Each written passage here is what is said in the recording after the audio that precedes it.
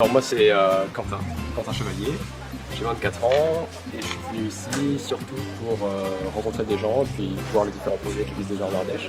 Je m'appelle Anna déjà, j'ai 30 ans, j'habite en Ardèche depuis quelques mois et mon idée c'est de me créer un réseau sur l'Ardèche du Sud pour pouvoir m'inspirer des activités alternatives qu'il y a sur le département. Alors je m'appelle Lila, j'ai 24 ans et ici je suis venue voir un peu ce qui se faisait en Ardèche en économie sociale et solidaire parce que moi j'aimerais bien m'installer ici avec mon copain et on voulait voir un peu l'étendue de ce qui est déjà possible et ce qui s'est fait ici.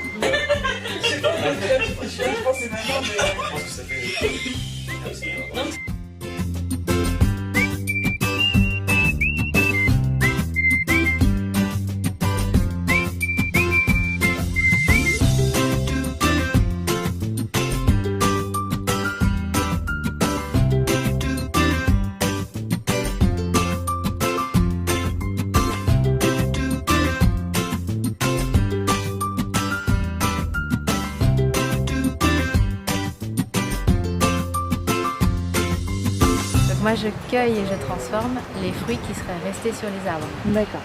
Parce qu'ici, donc l'activité ferme auberge, chambre d'hôte, gîte d'étape, c'était une activité plus commerciale et on a voulu donc plus s'orienter vers un côté agricole avec la reprise d'une autre exploitation plus haut de jus de pomme, d'arboriculture. Voilà, donc on travaille que avec des farines bio, variétés anciennes. On a un meunier aussi, un paysan meunier qui nous fait une farine, mais bon, comme on fait quand même beaucoup de pain, on fait...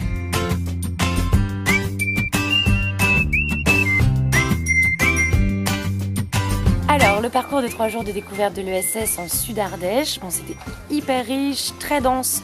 On a rencontré plein de gens absolument super, très engagés, qui donnaient beaucoup de leur temps et de leur énergie, mais en même temps qui faisaient quelque chose qui avait vraiment du sens pour eux.